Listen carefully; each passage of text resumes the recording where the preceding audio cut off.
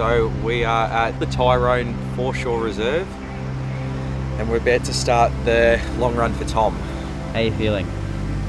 I just want to get into it. Don't want to be here and rather be running. Nowhere else I'd rather be. I'll send you the link in a second. So I'll send it to you, Jade, and then you share it with everyone.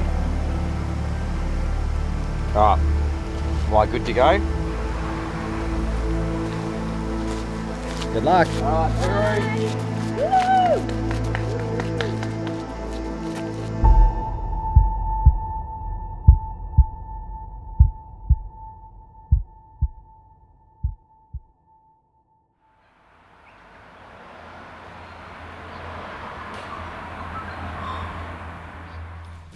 sit.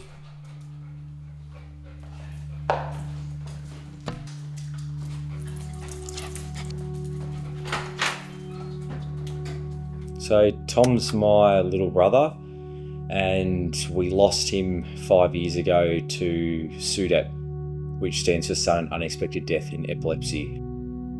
He basically had a seizure in the middle of the night and he couldn't get out of it and tragically passed away from it. When we were growing up, it was always referred to like the twins, Jack and Lucy, and then like from what I recall, I used to say that Tom and I were like the twins, so it was Tom and I and Jack and Lucy. When he was first born, he was like, you know, the new toy, my best mate almost, like I was very interested in him. Tom was always like the real skinny, small, runty sort of kid. Harry Potter glasses, or he had his big eye patch on at one point. Luckily he grew out of it, but his atrocious red bowl cut hair that he used to have. And then, you know, as you get older, him starting to annoy me a little bit and follow me around like a bad smell. And looking back now, like I'm quite fond of that. When we were teenagers, Tom was very shy from what I remember. He didn't have a lot of confidence. And I think that was he had a few hang-ups on himself, with being partially blind in one eye and then obviously developing epilepsy into early year 12. I've sort of felt as my role as the older brother to sort of, you know, make him not be as self-conscious about himself. And it was probably in the last couple of years of his life that he started to go to the gym and started to build some muscle and started to get that athletic figure that we all remember him for now. Good. Big memory of Tom is just his determination.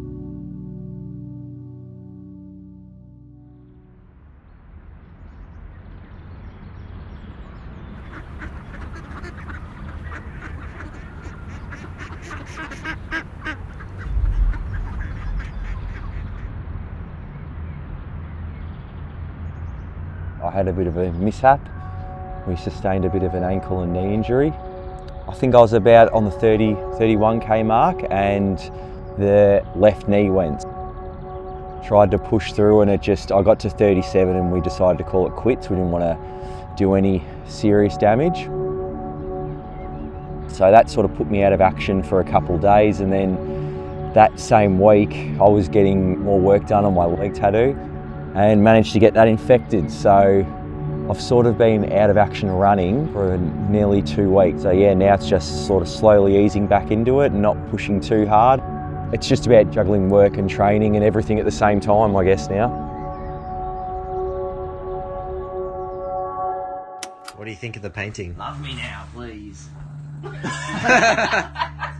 The run for Tom is probably selfishly for myself been more of a way to grieve for Tom, to honour him and, you know, raise money for the Epilepsy Action Australia Foundation and specifically for SUDEP. I was really struggling with just coping with it, and I found this is a really good outlet to, you know, help honour him and grieve. First run for Tom was back in 2018. We had roughly about 50 to 60 people, roughly about $14,000 or $15,000 we raised, which was like an amazing effort. Then 2019, was able to raise another 10,000. In 2020, that's when COVID hit, so we unfortunately didn't get to do any runs that year. After we moved up to Queensland, I had a thought I should challenge myself and make it a little bit longer. So that's when the idea of the long run for Tom came in, which was a double marathon. We thought, what's another way to make it even harder? And we thought we'd just tack another marathon onto it. So it's where the triple marathon came in. It's a really great way to honour him. It helps drive me as well, like I'm doing these challenges, yeah.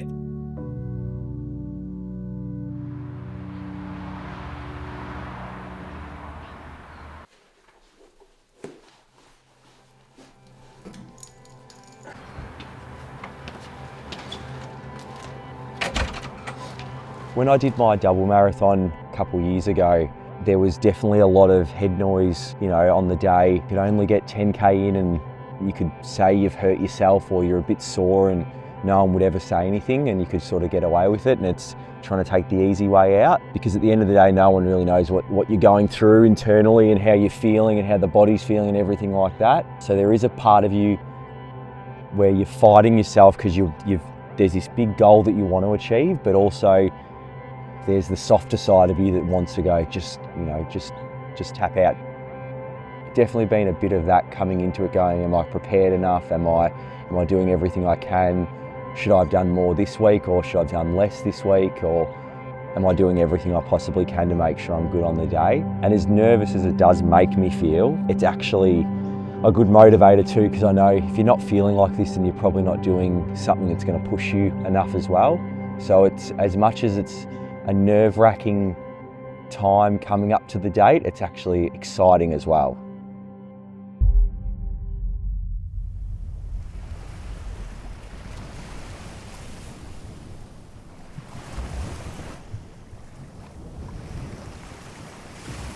Good luck. All right,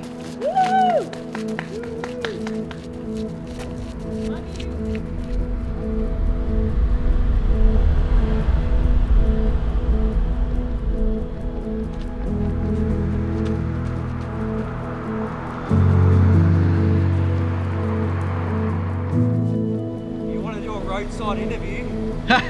How do you feel? I feel as good as I did an hour and a minute ago. Is this thing working? Hello? Hello, can you hear me? Oh, yeah, I can hear you. How's he looking? Yeah, he looks really good, like he's flying at this stage, nice and comfortable, can't see a problem.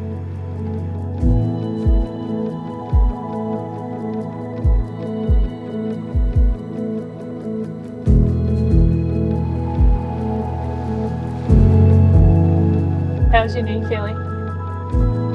It's like going from like my knee to my hip flexors. There's nothing, like I can't help it. It's just like it's going to suck the whole time. So we're 25K in.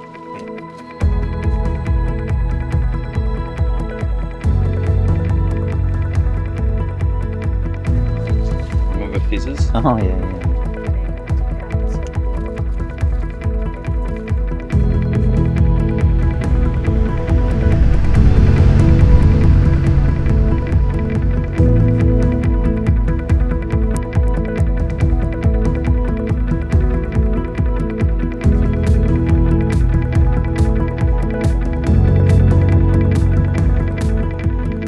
How's his knee?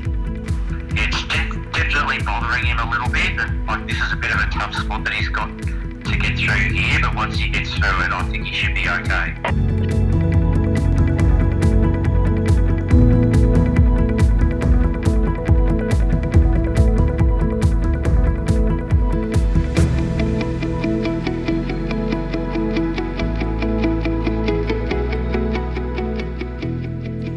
Have you been singing to yourself? Yeah. I've been listening to music. I haven't been singing yet.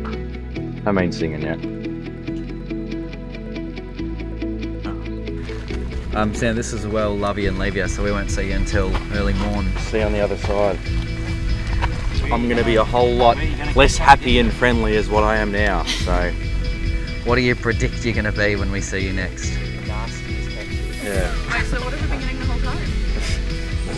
happy.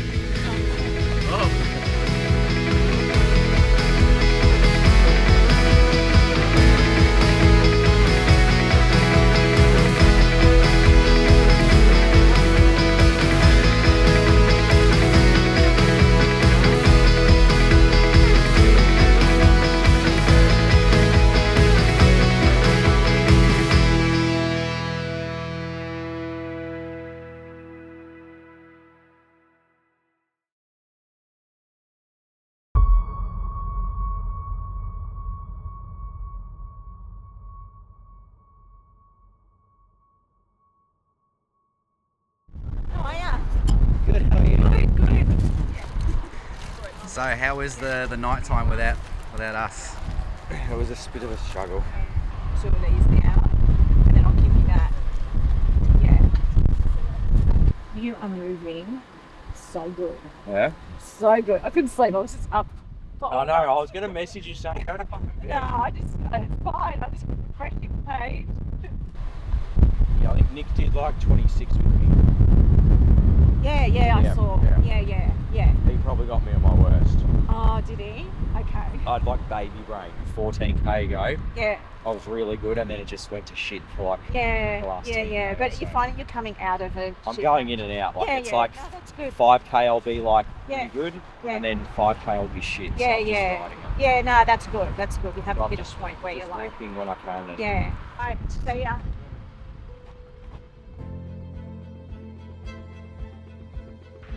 Hey, so what's the latest with him? You know what he's like. He's definitely putting on a brave face. Oh, well, is he alright? Yeah, I don't think it's great, but I just think he's pushing through.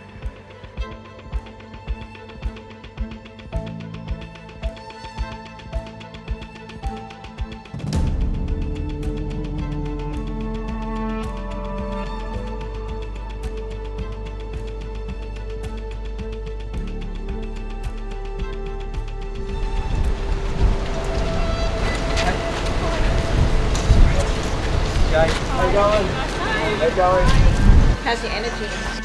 fucking knees are killing me. Both? Yeah.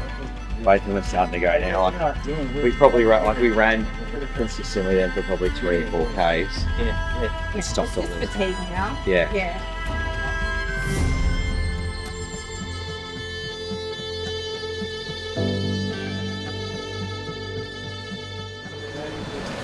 It's 12 hours and 14. I do. Oh.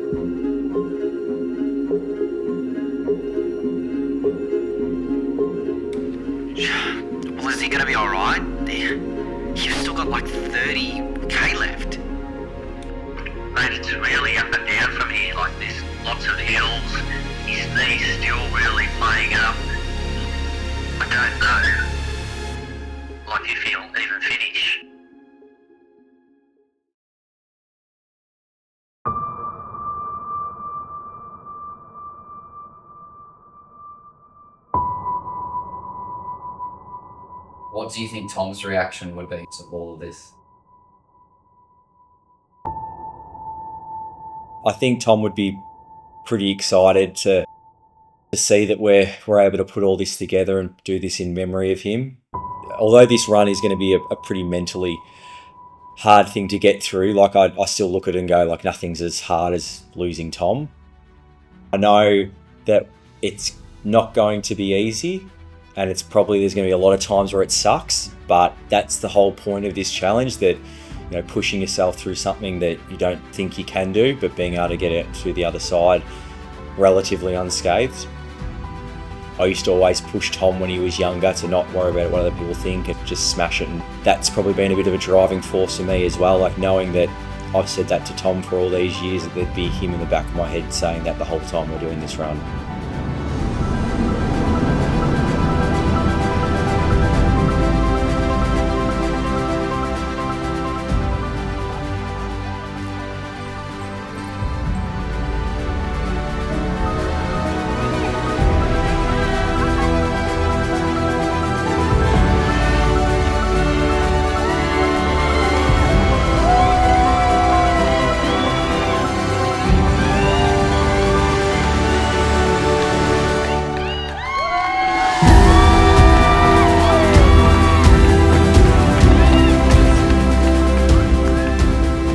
I know I wouldn't have finished this if I didn't have the help from you guys. It's been a big driving factor on those days that I haven't wanted to train or do the right thing. I've had, you guys in the back of my head talking to me, just the support from everyone close around me being out. Like, I wouldn't have been able to do it if it wasn't for everyone around me.